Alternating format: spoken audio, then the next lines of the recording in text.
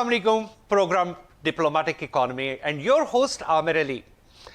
हमेशा की तरह बड़े ऐसे मेहमान जो कि इकोनॉमी वाइज पाकिस्तान के लिए जो भी कोई हेल्प करते हैं, not only help but it's like a win win situation कि कॉपरेशन है और कॉपरेशन अपॉर्चुनिटीज़ हैं जो पाकिस्तान में, और ख़ास तौर पे हमारे जो फ्रेंडली कंट्रीज़ जो पाकिस्तान में इन्वेस्ट करना चाहते हैं, we always, Pakistan government always want to welcome them and really try their best to provide them a very high level protocol. और उसमें we have a very friendly country with us, that is China, of course, that nowhere else it's China that always treat Pakistan like an iron brother, and that is what the President, Chairman Xi Jinping always say, that Pakistan is our Thigaman, is our iron brother. And we have a guest with us today. It's her name is Emily, Miss Emily Du, and Emily Du is a business manager for the Century Steel. Century Steel is one of the largest companies, not only in China, but they have the offices in other countries of the world, and we are very lucky to have Miss Emily with us. She's been very busy, but she's with us in our program on our special request. Well, Emily, welcome you to our program. We welcome you. How are you? Thank you. Thanks for inviting me. It is my great honor. It is my pleasure that I have invited Emily Du from Century Steel. Century Steel's definitely in my introduction, as I told you, it's one of the leading industry in China. They have a very big name, and they are not only having their factory and their production lines in China, but also in many countries of the world. Emily, can you brief me something about Century Steel and how did it come to be initiated to move to Pakistan as an investor and providing some opportunities for our government and our locals to expedite the business of the steel industry? Okay. So actually, we are an investment company in China, and we invest in different countries, and all of them are developing countries. And our main business is investing in steel mill. So Century Steel is founded in 2020 in Pakistan. It is a local company. So we are located in Rashakai, ACZ, that is in KP province. And Rashakai is the first CPEC ACZ. We are the first and the biggest investor in that ACZ. Yeah, that's wonderful. So Rashakai is that we have to tell to our viewers that starting up with the CPEC, Rashakai definitely this is the first station, and as we listen from Miss Emily Du that they have invested in the first Pakistan Special Economic Zone. It is first by the line, not by the number. Some special economic zones have already been established. So how much is the area that you have acquired for this project? Sorry? How much is the area of the land? 40 acres. 40 acres. So I must say we are very lucky that on the 40 acres we have an investment from the Chinese, one very big investment company. And Emily, can you tell me some background of your company, your head office, and especially after I will explain something to our viewers about your province? Actually, our company in China is located in Fujian, Fuzhou, and we invest many in steel business and also other metal processing projects, but mostly steel projects. Till now we have around 11 different steel projects in all developing countries, mostly in Africa countries and Southeastern Asian countries. Like Angola, Ethiopia, Indonesia, Vietnam, Myanmar, Cambodia. Oh, that's very wonderful. That's very wonderful.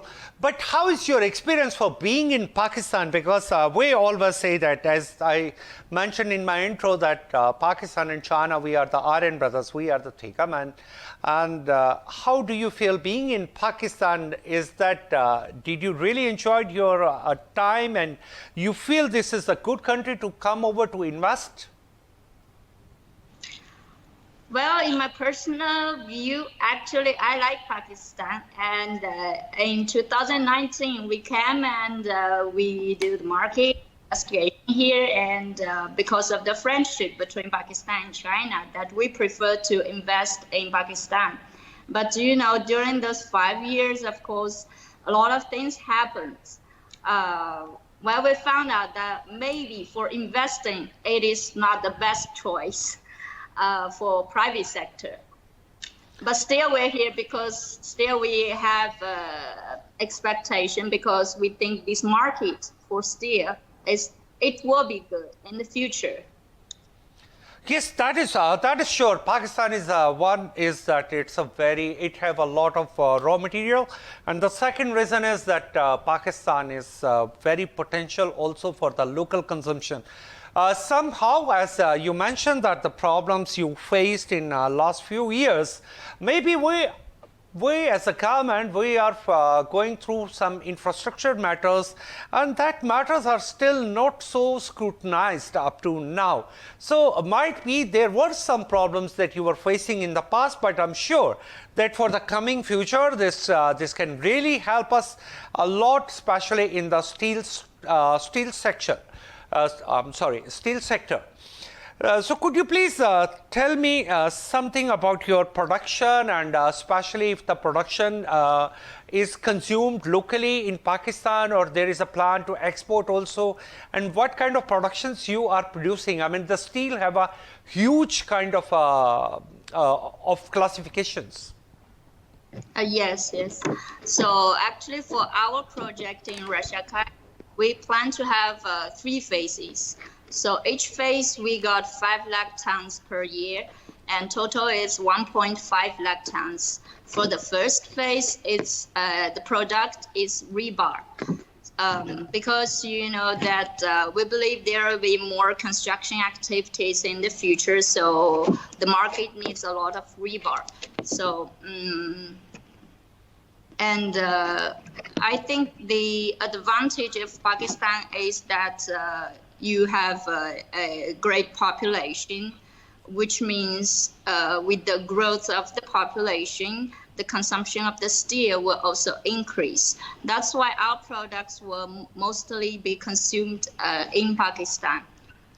And as for something you said, export into other countries, I think for steel sector, it's not really possible to export to other countries because of the high cost here in this country. So the price is not competitive. You mean the transportation is not as convenient and the price cannot be competed, right? For steel sector, we consume a lot of electricity. So that is the highest cost for steel products. And you know, now in Pakistan, with this such high cost of power, so it is not possible. So it's not only the Pakistani industrialists, they are complaining about the highest cost of the power, but also for the foreign investors, we are facing the same problem. Like they complain also that the power cost is too high for them to compete with the international market. Is that right, Emily? Yes, especially for steel sector or other industries. You know, such high cost of power will kill most of the industries. So right now you told me like your capacity is 5 lakh ton for a year, like 500,000 ton for a year, right? Yeah. And you want to expand it up to 2.5 million per year, metric ton, right? Okay. 1. Yep, please. That's 1.5 lakh tons for 3 phases. Or 1.5 lakh ton. So what I need to explain to my viewers that this is creating the business activity, also job opportunities for the locals, for the Pakistanis. So Emily, in your factory, how many people are working there? I mean, almost what is your workforce? Right now we are in construction stage, so we have 40, 60 local people, but by the time production started, we need around 1,500 local employees. Okay, so this is my message to our government, like after the setup of a Century Steel, that is why I requested Miss Emily Du to be in our TV program, that we can consume a labor for 1,500 people directly, and always make sure that I mention in my programs, if you will consume direct employment, then there will be a passive employment, indirect employment, and that indirect employment sometimes is 300 times more than the active employment.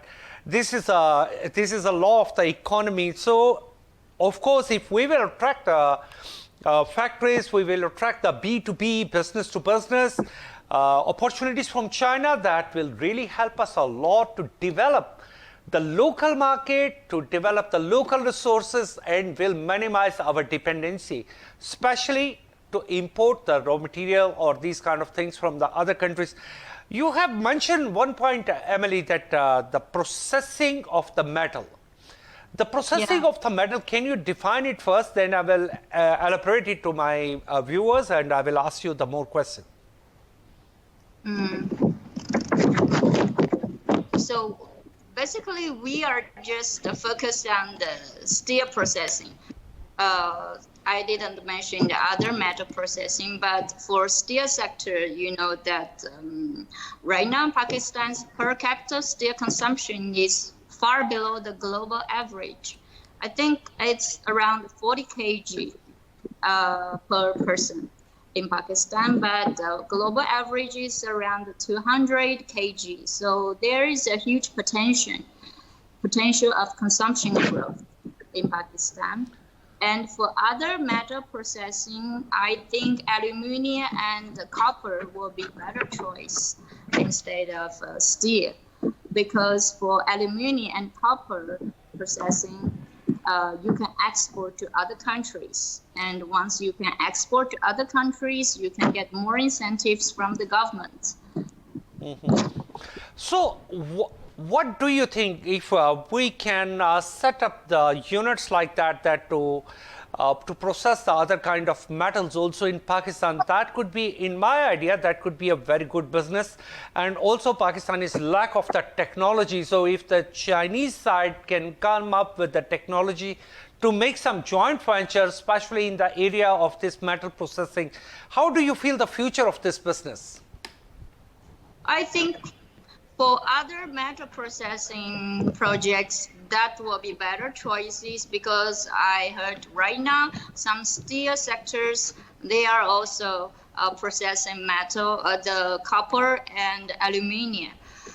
But they cannot produce the final products. They just produce semi-products like copper ingots or aluminum ingots, and then they export to China or to other countries. And there they will make the final products.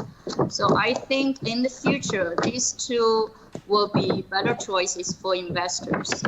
Emily, we have to go for a short break, but this question and this your topic was very important. We will be right back after a short break. Stay with us.